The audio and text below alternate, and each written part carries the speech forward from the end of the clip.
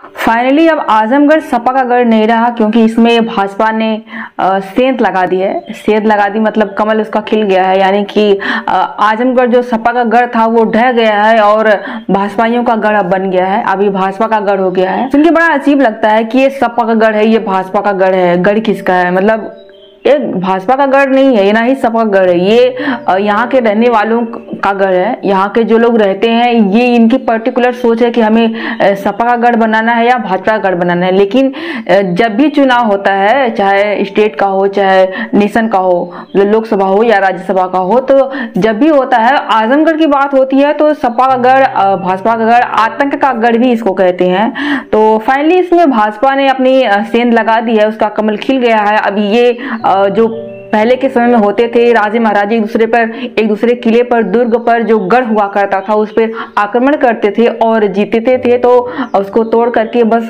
कभी कोई तोड़ते थे, जैसे मुगल वगैरह थे तो वो तोड़ते थे और बाकी जो लोग थे उसको अपने कब्जे में ले लेते थे, उसको अपने लिए यूज करने के लिए। ऐसा ही लगता है कि जब मीडिया आजमगढ़ की बात करती है कि सपा गढ़, भाजपा गढ़, तो इससे काफी इरिटेट होकर के आज मैं आई हूँ इस वीडियो को बनाने के लिए। और जो दूसरी चीज पे बात करने वाली हूँ मैं, जब से ये दिनेश लाल निरहुआ जी ने जीता है यहाँ से, तब से लोग कह रहे हैं कि आजमगढ़ का नाम आर्यनगढ़ करने की भी बात हो रही है। तो कुछ लोग आर्यनगढ़ को आर्यनगढ़ को बोल रहे हैं कि इस पर क्या होगा, तो उन्होंने भी अपना पक्ष रखा है कि इसको कैसे क्या करना है। तो आज हम इसी पे बात करेंगे कि क्या आजमगढ़ का नाम आर्यनगढ़ होना चाहिए या फिर आजमगढ़ के इतिहास क्या है और उसका नाम आजमगढ़ कैसे पड़ा, इस पर हम बात करेंगे। तो वीडियो लास्ट तक। आजमगढ़ में सपा का गढ़ ढहने का बात अगर करें तो इसके पहले भी एक बार ढह चुका है, वो है 2009 में जब रमाकांत यादव जीते थे बसपा को हरा करके।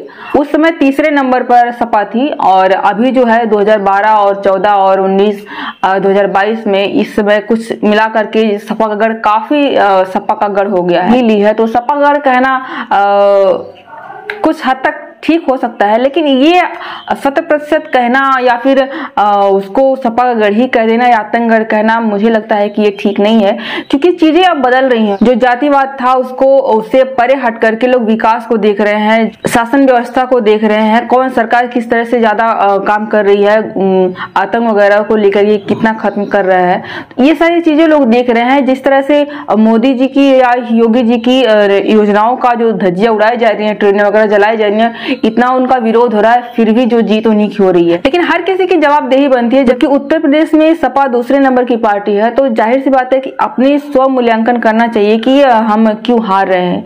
आजमगढ़ की बात करें तो मुझे लगता है कि उनके हारने की सबसे बड़ी वजह है वो प्रचार वगैरह नहीं करने, क्योंकि उन्हें यकीन हो गया था, जो मीडिया वालों ने उन्हें यकीन दिला दिया था कि आजमगढ़ सपा का गढ़ है, इस किले को घेरना, इस गढ़ को तोड़ना नामुमकिन है। यही शायद उनको अहंकार हो गया था और प्रचार वगैरह करने नहीं आए। दूसरी जो वजह हारने की है वो काफी कम वोटिंग हुई थी, 49% आजमगढ़ में वोटिंग पड़ी थी, जिसकी वजह से वोट काफी बट गए और सपा और बसपा में जातिवाद हो गया। और बाकी जो लोग विकास देखे, न्याय व्यवस्था को देखे, जो लोग हिंदू मुस्लिम देखे हैं वो अपने अपने में रह गए, लेकिन जो लोग इन चीजों से परे हटके देखे हैं वो लोगों ने, सारे लोगों ने भाजपा को वोट दिया है। जो लोग विकास चाहते हैं या फिर न्याय व्यवस्था अच्छी चाहते हैं, शासन व्यवस्था अच्छी चाहते हैं, वो लोग भाजपा की तरफ जाते हैं। अगर तीसरी वजह हारने की कहें तो ज्यादातर लोगों को यही लगा कि इस चुनाव से कोई फायदा है ही नहीं, ना ही राज्य सरकार पर और ना ही केंद्र सरकार पर, तो क्या फायदा जाकर के वोट करना, अपना घर में बैठे रहो। कम वोटिंग होने की वजह से एक चीज अच्छी हुई है, जो है कि दिनेश लाल निरहुआ जी जीते हैं और देखते हैं कि राज्य में वही सरकार है और केंद्र में भी उन्हीं की सरकार, तो देखते हैं आजमगढ़ का विकास कितना होता है। आजमगढ़ में बहुत सारी चीजें ऐसी है कि जो पेंडिंग में पड़ी हुई है, विकास की दृष्टि यहाँ पर आई ही नहीं। चौथी जो वजह हारने की है वो आजमगढ़ सिर्फ सपा का गढ़ या आतंक का गढ़ ही बन के रह गया, इसमें विकास के नाम पर कुछ भी नहीं हुआ। 2006 से एयरपोर्ट बन रहा है और अभी तक उसका उद्घाटन नहीं हुआ है। पहले हवाई पट्टी बन रहा था, अब एयरपोर्ट बन रहा है, लेकिन अभी तक उसका उद्घाटन नहीं हुआ है। पिछले साल जाकर के यहाँ पे यूनिवर्सिटी बनी है कि कब से उसकी मांग चल रही थी। जो सारी चीजें पेंडिंग पड़ी हुई थी वो सारी चीजें हो सकता है कि धीरे धीरे यहाँ पर ग्रो करे और धीरे इतने साल निरहुआ के पास सिर्फ 1.5 साल का समय है, तो इन 1.5 सालों में देखते हैं कि यहाँ से आजमगढ़ एयरपोर्ट से हवाई यात्रा शुरू हो पाती है या नहीं। और 5वीं वजह जो मुझे लगती है वो ये है कि जिस तरह से आदित्यनाथ योगी का बुलडोजर बाबा रूप सामने आया है और जिसको सारे लोग, सारे राज्य सरकारें इसका कर रही हैं बुलडोजर बाबा, तो उस तरह की ये जो रूप सामने आया है इसकी वजह से काफी प्रभाव पड़ा है या आज के युवाओं को, जो युवा क्या सोचते हैं, किस तरह से सोचते हैं, ये सारी चीजें जो है वो आने वाले जो सरकारें हैं उनको सोचनी चाहिए। और यही काम अखिलेश यादव सरकार ने नहीं किया है। इस बार मुझे लगता है कि उन्हें खुद पता था, इसीलिए वो प्रचार वगैरह करने नहीं आए थे।